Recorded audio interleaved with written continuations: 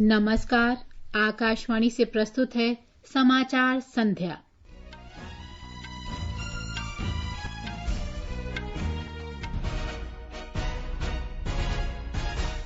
कोविड-19 पर नियंत्रण के लिए सर्वाधिक प्रभावित 15 राज्यों और केंद्र शासित प्रदेशों में विभिन्न क्षेत्रों के विशेषज्ञों के उच्च स्तरीय केंद्रीय दल तैनात।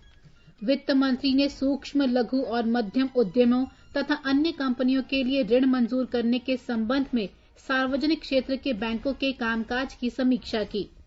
रेलवे राज्यों की मांग के बाद 24 घंटे के अंदर श्रमिक विशेष रेलगाड़ियां उपलब्ध कराना जारी रखेगा। सरकार ने मोटर वाहन संबंधी कागजात की वैधता 30 सितंबर तक बढ़ाई और दिल्ली के उपराज्यपाल ने राष्ट्रीय राजधानी में कोविड-19 की स्थिति पर चर्चा के लिए सर्वदलीय बैठक की।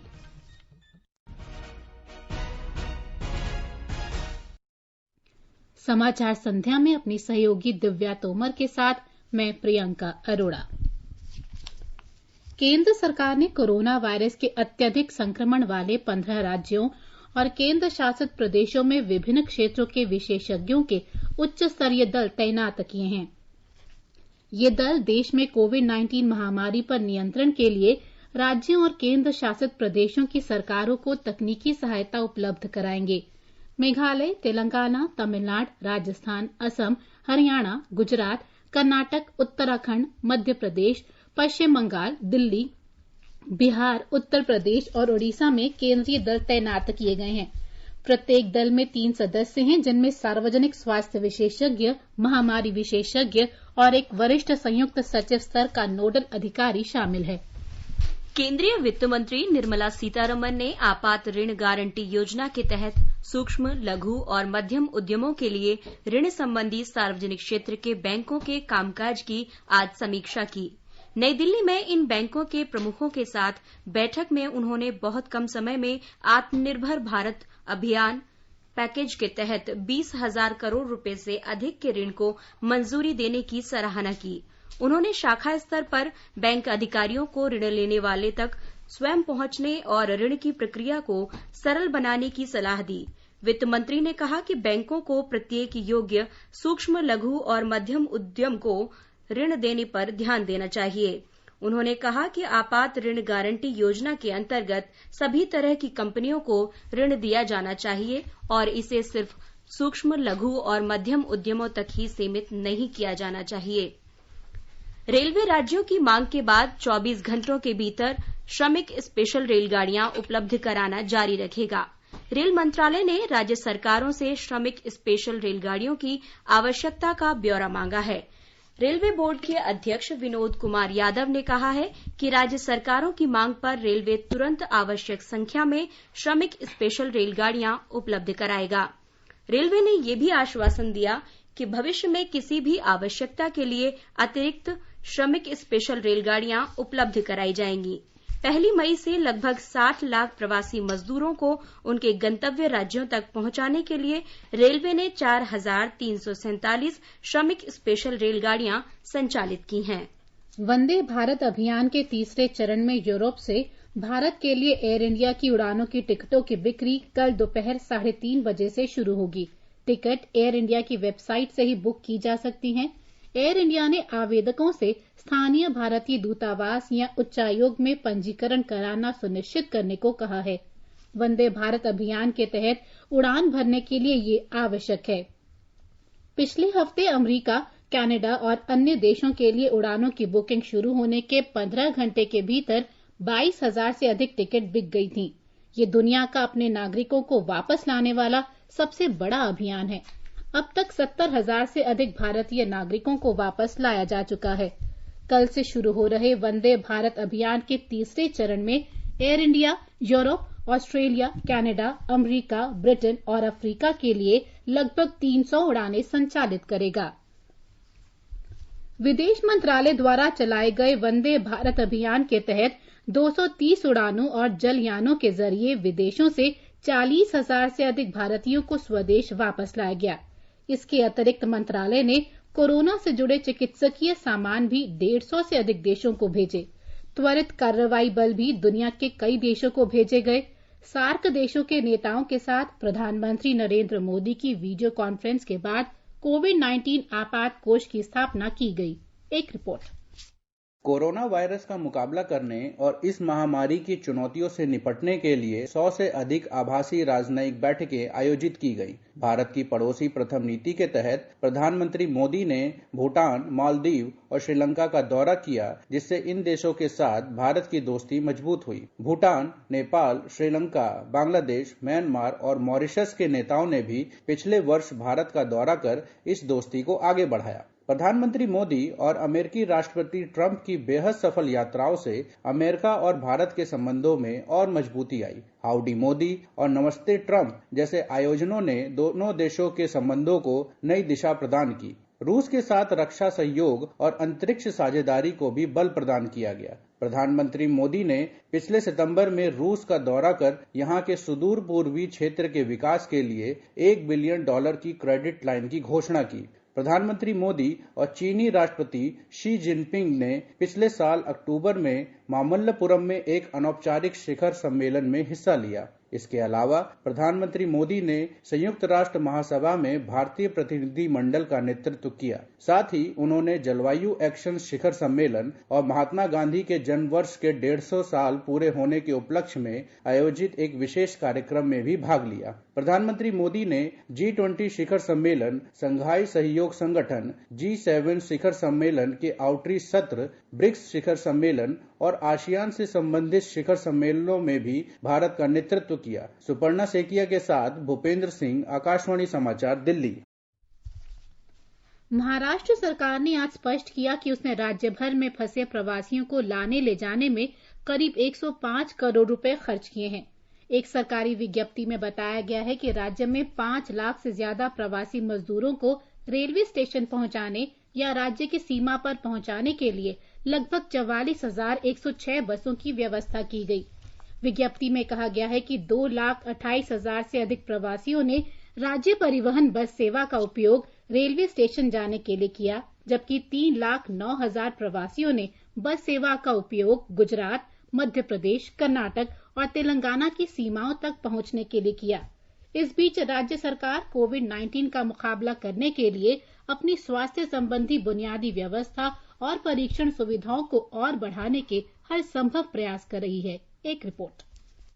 महाराष्ट्र के मुख्यमंत्री उद्धव ठाकरे ने कहा है कि राज्य सरकार सभी जिलों में मूलभूत स्वास्थ्य सेवाएं उपलब्ध करवाने के लिए पुरजोर कोशिश कर रही है। रत्नागिरी के जिला अस्पताल में वायरोलॉजी लैब के ऑनलाइन उद्घाटन समारोह को संबोधित करते हुए श्री ठाकरे ने कहा कि कोविड परीक्षण की गति अब और तेज होगी। उन्होंने कहा कि अधिक से अधिक लोग सस्ती कीमतों पर खुद का परीक्षण करवा पाएंगे। ठाकरे ने बताया कि राज्य में अब 85 प्रयोगशालाएं हैं। इसी बीच महाराष्ट्र के पालघर जिले में पुलिस के लिए एक और कोविड केयर सेंटर की शुरुआत की गई है। वाड़ा तालुका के पौशेरी गांव में स्थापित इस सुविधा में 50 बेड क्वारंटीन के लिए और अन्य 50 बेड कोरोना से संक्रमित पुलिसकर्मियों की चिकित्सा के लिए रखे गए हैं। महाराष्ट्र में 2,500 से अधिक पुलिसकर्मी कोरोना का शिकार हो चुके हैं, जिसमें से 33 ने इस बीमारी की वजह से अपना दम तोड़ दिया है। निशा रानी, आकाशवाणी समाचार, मुंबई।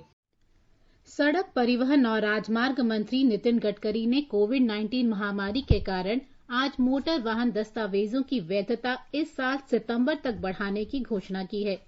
मंत्रालय ने इस संबंध में सभी राज्यों और केंद्र शासित प्रदेशों को एक परामर्श जारी किया है।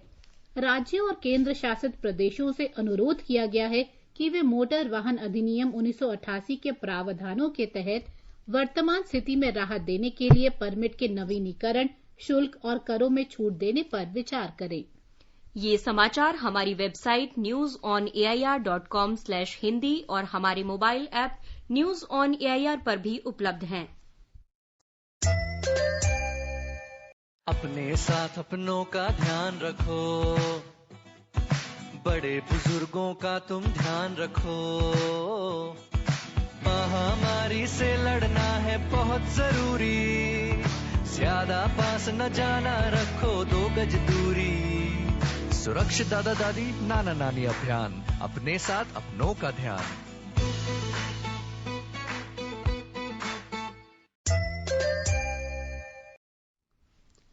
दिल्ली के उपराज्यपाल अनिल बैजल ने प्रशासन को निर्देश दिया है कि वे सभी कोरोना संक्रमित व्यक्तियों की जांच भारतीय चिकित्सा अनुसंधान परिषद के दिशा निर्देशों के अनुरूप ही करें। उन्होंने ये भी निर्देश दिया कि कोरोना संक्रमित व्यक्तियों के संपर्क में आने वाले व्यक्तियों की भी ठीक से पहचान की जाए। उपराज्यपाल ने ये भी निर्देश दिया कि सभी संक्रमित मरीजों को सरकार द्वारा निर्धारित नियमों के अनुरूप अस्पतालों में भर्ती किया जाए। उपराज्यपाल आज दिल्ली में कोविड-19 के संक्रमण पर एक सर्वदलीय बैठक कर रहे थे। इससे पहले आज उप मुख्यमंत्री मनीष सिसोदिया ने राष्ट्रीय राजधानी क्षेत्र में कोविड-19 की स्थिति पर चर्चा करने के लिए उनसे मुलाकात की। दिल्ली के स्वास्थ्य मंत्री सत्येंद्र जैन ने कहा है कि दिल्ली में बहुत बड़ी संख्या में कोरोना संक्रमण के केस आ रहे हैं और उनके संपर्क का पता नहीं चल पा रहा है। दिल्ली कांग्रेस अध्यक्ष चौधरी अनिल कुमार ने आज उपराज्यपाल द्वारा बुलाई सर्वदलीय बैठक में मांग की कि दिल्ली के कोरोना वायरस से प्रभावित प्रत्येक परिवार को तुरंत प्रभाव से 10,000 रुपए देकर उनकी मदद की जाए, क्योंकि वे इस समय वित्तीय संकट और स्वास्थ्य संकट से जूझ रहे हैं। उन्होंने ये भी सुझाव दिया कि जो परिवार कंटेनमेंट जोन में हैं, उन्हें भी वित्तीय सहायता दी जाए। भारतीय जनता पार्टी ने दिल्ली में केजरीवाल सरकार की आलोचना करते हुए कहा कि वे उपराज्यपाल पर कोविड-19 इलाज से संबंधित उसके आदेश को पलटे जाने पर राजनीति कर रही है। पार्टी प्रवक्ता मीनाक्षी लेखी ने आरोप लगाया कि आप पार्टी की सरकार राष्ट्रीय राजधानी क्षेत्र के प्रशासनिक ढांचे को ठीक से नहीं समझ पाई है। उन्होंने कहा कि केजरीवाल सरकार कोविड के मामलों में तैयारियों और बिस्तरों के बारे में झूठ बोल रही है। दिल्ली के मुख्यमंत्री अरविंद केजरीवाल की कोरोना जांच रिपोर्ट नेगेटिव पाई गई है। गले में खराश और हल्का बुखार होने के बाद श्री केजरीवाल ने कल खुद को क्वारंटीन कर लिया था। आगे बढ़ने से पहले मुख्य समाचारों पर एक नजर। कोविड-19 पर नियंत्रण के लिए सर्वाधिक प्रभावित 15 राज्यों और केंद्र शासित प्रदेशों में विभिन्न क्षेत्र के विशेषज्ञों के उच्च स्तरीय केंद्रीय दल तैनात। वित्त मंत्री ने सूक्ष्म, लघु और मध्यम उद्यमों और अन्य कंपनियों के लिए ऋण मंजूर करने के संबंध में सार्वजनिक क्षेत्र के बैंकों के कामकाज की समीक्षा की। रेलवे राज्यों की मांग के बाद 24 घंटे के अंदर श्रमिक विशेष रेलगाड़ियां उपलब्ध कराना जारी रखेगा। सरकार ने मोटर वाहन संबंधी कागजात की वैधता 30 सितंबर तक बढ़ाई। दिल्ली के उपराज्यपाल ने राष्ट्रीय राजधानी में कोविड-19 की स्थिति पर चर्चा के लिए सर्वदलीय बैठक की। देश में अब तक कोविड-19 से 1,29,215 लोग स्वस्थ हो चुके हैं। ठीक होने वाले रोगियों की दर 48.46% हो गई है। पिछले 24 घंटे में 4,785 रोगी ठीक हुए। स्वास्थ्य मंत्रालय के अनुसार पिछले 24 घंटों के दौरान 9,987 लोग संक्रमित हुए। संक्रमित लोगों की संख्या 2,66,598 हो गई है। ये किसी एक दिन में अब तक की सबसे अधिक वृद्धि है। पिछले 24 घंटे के दौरान 266 लोगों की मृत्यु के बाद मृतकों की संख्या 7,466 हो गई। देश में अब मृत्यु दर 2.80% हो गई है। आकाशवाणी का समाचार सेवा प्रभाग विशेषज्ञों की सलाह के तहत कोविड-19 के बारे में चिकित्सा विशेषज्ञों की राय प्रसारित करता है। आकाशवाणी से बातचीत में दिल्ली के अखिल भारतीय आयुर्विज्ञान संस्थान एम्स के हृदय रोग विभाग में डॉक्टर अंबुज राय ने बुजुर्गों और उच्च रक्तचाप तथा कैंसर जैसी अन्य बीमारियों से पीड़ित व्यक्तियों को संक्रमण से बचाने के लिए अधिक सावधानी बरतने की सलाह दी है। In the larger population, it has given them time to understand the seriousness of the disease, the precautions they need to take, how to live with this. They have practiced social distancing. The people who already have heart disease, people who have had brain strokes, people who have lung disease, people who have some kind of cancer, they're much more prone to a more severe form of the disease if they get the disease. Delhi के लोकनायक जयप्रकाश नारायण अस्पताल के doctor Naresh Gupta ने लोगों से स्वच्छता तथा सुरक्षित दूरी बनाए रखने का आग्रह किया है। Sanitation, hygiene, hand hygiene, masking, this social distancing, nobody should try to break that rule, I would call it. The idea is when somebody coughs or sneezing, that cough or sneeze particles can travel 1 to 2 meters or even more. When one speaks loudly, it can travel to 1 meter. Film निर्माता और निर्देशक सुभाष घई ने कोविड-19 महामारी से बचने के लिए लोगों से स्वास्थ्य मंत्रालय के दिशा निर्देशों का पालन करने की अपील की है। आपसे विनती करना चाहूंगा कि आप प्लीज सरकार के बनाए हुए नियम, डॉक्टर्स की जो पूरी सलाह और मेडिकल इंस्टीट्यूशंस की कंसल्टेशंस और उनके नियम को पूरा पालन करें। केंद्र सरकार ने सरकारी कर्मचारियों में वायरस फैलने के मद्देनजर केंद्र सरकार के सभी कार्यालयों के लिए कोविड-19 संबंधी दिशा निर्देशों के बारे में मीडिया के दावों पर आज स्पष्टीकरण जारी किया। पत्र सूचना कार्यालय ने ट्विटर पर स्पष्ट किया है कि ये केंद्रीय प्रशासनिक सुधार और जन शिकायत विभाग का आंतरिक आदेश है और ये केंद्र सरकार के सभी कार्यालयों पर लागू नहीं होता। कोविड-19 से संबंधित मामलों की समीक्षा के लिए केंद्रीय मंत्रिमंडल के मंत्रियों के एक समूह की आज वीडियो कॉन्फ्रेंस के जरिए 16वीं बैठक हुई। मंत्री समूह के अध्यक्ष और केंद्रीय स्वास्थ्य मंत्री डॉक्टर हर्षवर्धन ने कहा कि कोविड के मामले में भारत की स्थिति दुनिया के अन्य देशों के मुकाबले काफी बेहतर है, लेकिन इसके बावजूद इस मामले में सावधानी में कमी की कोई गुंजाइश नहीं है। उन्होंने बताया कि इस समय देश में कोविड के लिए 958 विशेष अस्पताल हैं, जिनमें 1,67,000 पृथक बिस्तरों और 21,000 आईसीयू बिस्तरों की व्यवस्था है। स्वास्थ्य मंत्री ने बताया कि इस समय देश में 21,000 वेंटिलेटर उपलब्ध हैं और सरकार ने 60,000 अतिरिक्त वेंटिलेटरों को मंगाने का आदेश दिया है। उन्होंने बताया कि देश में कोरोना से ठीक होने वालों की दर 48% को पार कर गई है और इस समय 1,29,000 लोग देश में कोरोना से संक्रमित हैं। केंद्र और राज्य सरकार ने लॉकडाउन की संकट की घड़ी में चिकित्सा संबंधी परेशानियों से जूझ रहे बहुत से परिवारों की मदद की। हमारे संवाददाता ने खबर दी है कि प्रधानमंत्री कार्यालय ने किस तरह देहरादून में फंसी कानपुर की एक 5 माह की बच्ची के टीकाकरण में मदद की।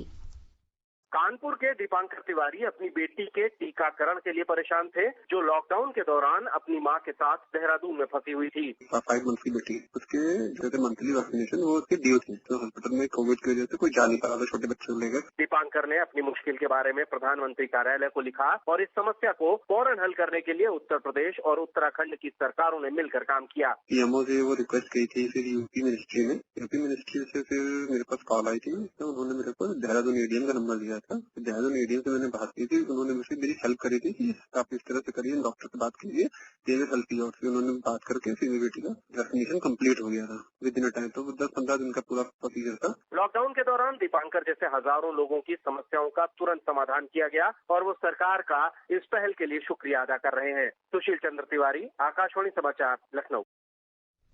सिक्किम में कोविड-19 के 6 नए मामलों के आने के साथ ही सक्रिय मामलों की संख्या बढ़कर 10 हो गई है। स्वास्थ्य विभाग के महानिदेशक डॉक्टर पेम्पा छेरिंग भूटिया ने गंगतोक में पत्रकारों को बताया कि कल सवेरे किए गए 330 परीक्षणों में से ये नए मामले सामने आए हैं। उन्होंने बताया कि 3 लोग ठीक हो चुके हैं, लेकिन उन्हें छुट्टी नहीं दी गई है क्योंकि अगले 24 घंटों में उनकी 2 और जांच होनी है। यदि वे नेगेटिव पाए जाते हैं तो उन्हें 14 दिनों तक निगरानी में रखा जाएगा। श्री भूटिया ने कहा कि संक्रमित लोगों में से ज्यादातर बिना लक्षणों वाले हैं। देश में लॉकडाउन की अवधि के दौरान पिछले 2 महीनों में कर्मचारी भविष्य निधि संगठन ईपीएफओ ने 36,02,000 दावों का निपटान करते हुए अपने उपभोक्ताओं के बीच 11,540 करोड़ रुपए वितरित किए। श्रम मंत्रालय की ओर से जारी विज्ञप्ति में कहा गया कि कोविड-19 लॉकडाउन के दौरान चुनौतीपूर्ण समय में ईपीएफओ ने अपने सदस्यों को बेहतर सेवाएं देने के लिए हर संभव प्रयास किए हैं। सोशल डिस्टेंसिंग नियमों का पालन करते हुए 50% कर्मचारियों से दफ्तर के कामकाज चल रहे हैं। इसके बावजूद दावों का निपटान 10 दिन के बदले 3 दिनों में किया जा रहा है। पुदुचेरी के मुख्यमंत्री नारायणसामी ने घोषणा की कि 10वीं कक्षा की अंतिम परीक्षा और 12वीं कक्षा के एक शेष विषय की परीक्षा रद्द कर दी गई है। पत्रकारों से बातचीत में मुख्यमंत्री नारायणसामी ने कहा कि तमिलनाडु की तर्ज पर पुदुचेरी में भी ये परीक्षाएं रद्द रहेंगी, क्योंकि पुदुचेरी में तमिलनाडु शिक्षा बोर्ड का अनुसरण किया जाता है। उन्होंने कहा कि केंद्र शासित प्रदेश पुदुचेरी और कराईकल के छात्रों को उपस्थिति और सेमेस्टर परीक्षा में प्राप्त अंकों के आधार पर प्रोन्नत किया जाएगा। राष्ट्रीय महिला आयोग की अध्यक्ष रेखा शर्मा ने कोविड-19 महामारी के दौरान गर्भवती महिलाओं की दुर्दशा और इलाज से मना करने के आरोपों के बारे में केंद्रीय स्वास्थ्य मंत्री हर्षवर्धन को पत्र लिखा। पत्र में सुश्री शर्मा ने कहा है कि ऐसे कई मामले सामने आए हैं जहां प्रसूति सेवाओं के लिए पर्याप्त एम्बुलेंस उपलब्ध नहीं है और अस्पतालों में भर्ती करने से इनकार करने के कारण उन्हें चिकित्सा सुविधाएं मिलने में देरी हो रही है।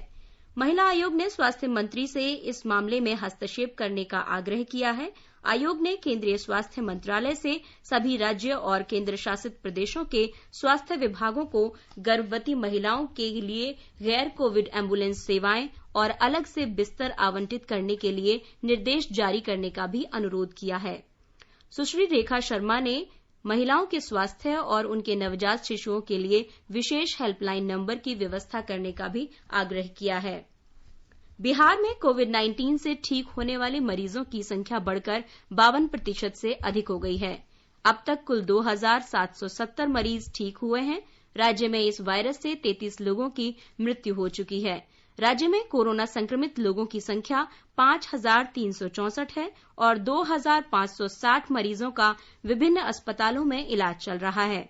हमारे संवाददाता ने बताया है कि देश के विभिन्न भागों से लौटे 3,911 प्रवासी श्रमिकों में कोरोना पॉजिटिव होने की पुष्टि की गई है।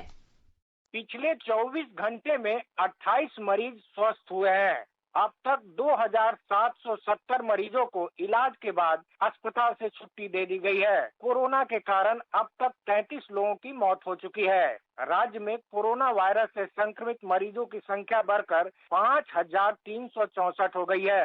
2,560 मरीजों का इलाज विभिन्न अस्पतालों में चल रहा है। देश के विभिन्न राज्यों से आने वाले लगभग 4,000 लोगों में कोरोना के मामले उजागर हुए हैं। होम क्वारंटाइन में रहने वाले लोगों की लगातार निगरानी की जा रही है। स्क्रीनिंग टीम प्रतिदिन प्रवासियों के घरों पर जाकर स्वास्थ्य की जानकारी ले रही है और ये भी देख रही है कि वे होम क्वारंटाइन की गाइडलाइंस का पालन कर रहे हैं कि नहीं।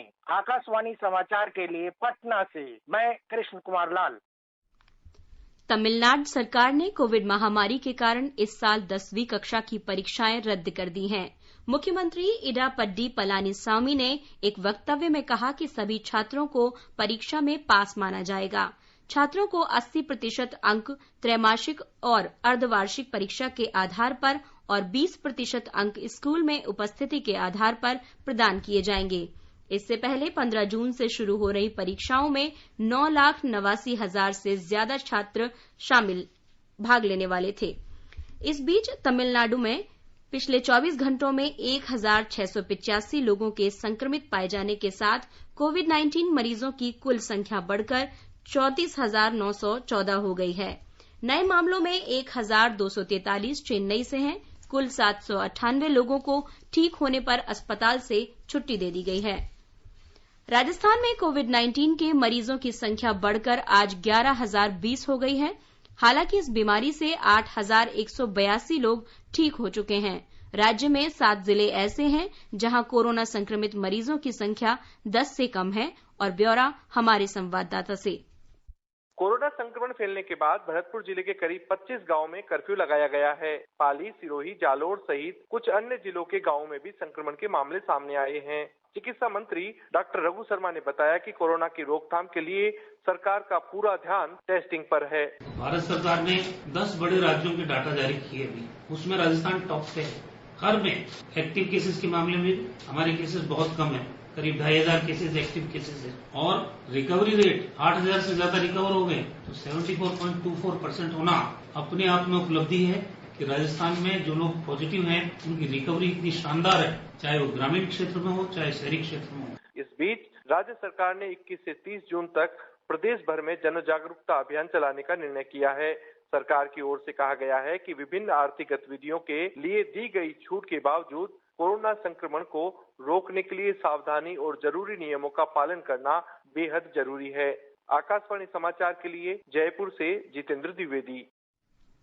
झारखंड में अब तक कोविड-19 के कुल 527 मरीज स्वस्थ हो चुके हैं। आज 8 मरीजों को ठीक होने पर अस्पतालों से छुट्टी दे दी गई है।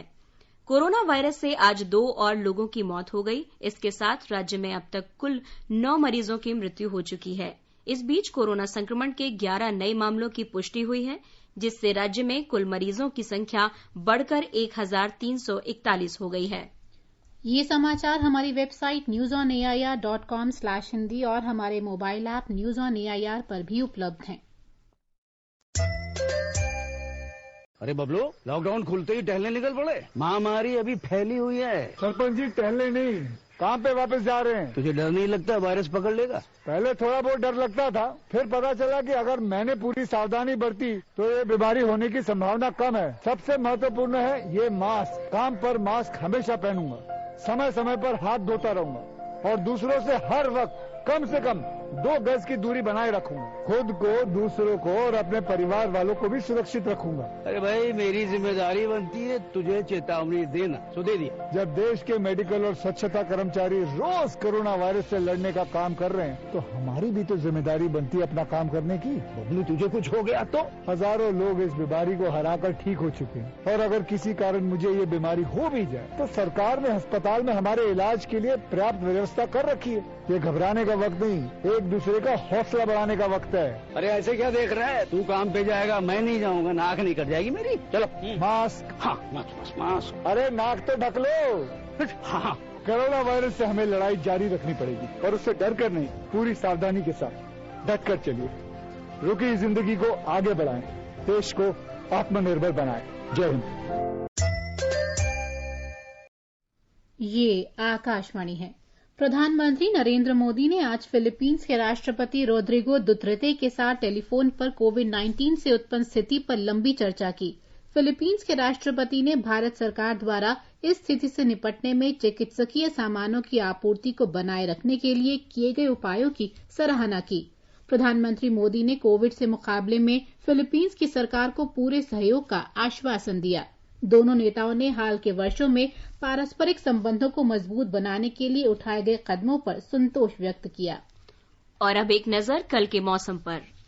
राष्ट्रीय राजधानी दिल्ली में अधिकतम तापमान 41 डिग्री और न्यूनतम 27 डिग्री सेल्सियस रहने की संभावना है। आसमान में बादल छाए रहेंगे और हल्की वर्षा हो सकती है। मुंबई में आमतौर पर बादल छाए रहेंगे और हल्की बारिश होने की संभावना है। दक्षिण की ओर चलें तो चेन्नई में आमतौर पर बादल छाए रहेंगे। तापमान 29 से 39 डिग्री सेल्सियस के बीच रहने की संभावना है। कोलकाता में आंशिक रूप से बादल छाए रहेंगे और गरज के साथ बौछारें पड़ने की संभावना है। चंडीगढ़ में आंशिक रूप से बादल छाए रहेंगे और हल्की बारिश हो सकती है। देहरादून में आंशिक रूप से बादल छाए रहेंगे और गरज के साथ छींटे भी पड़ सकते हैं। हैदराबाद में शाम के समय या रात में गरज के साथ छींटे पड़ सकते हैं। यहाँ का तापमान 27 से 39 डिग्री सेल्सियस के बीच रहने की संभावना है। बेंगलुरु में आंशिक रूप से बादल छाए रहेंगे और हल्की वर्षा हो सकती है। नगर का न्यूनतम तापमान 21 डिग्री और अधिकतम 32 डिग्री सेल्सियस रहने की संभावना है। अहमदाबाद में आमतौर पर बादल छाए रहेंगे और हल्की वर्षा हो सकती है। शहर का तापमान 25 और 36 डिग्री सेल्सियस के बीच रहने की उम्मीद है। भोपाल में आंशिक रूप से बादल छाए रहने और गरज के साथ छींटे पड़ने की संभावना है। शहर का तापमान 27 से 37 डिग्री सेल्सियस के बीच रहने की उम्मीद है। गुवाहाटी में दोपहर बाद या शाम तक गरज के साथ छींटे पड़ सकते हैं। यहाँ का तापमान 25 से 32 डिग्री सेल्सियस के बीच रहने की संभावना है। केंद्र शासित प्रदेश जम्मू कश्मीर के जम्मू में अधिकतम तापमान 37 डिग्री और न्यूनतम 25 डिग्री सेल्सियस रहने की संभावना है। आसमान में आंशिक तौर पर बादल छाए रहेंगे। श्रीनगर में आंशिक तौर पर बादल छाए रहेंगे और गरज के साथ छींटे भी पड़ सकते हैं।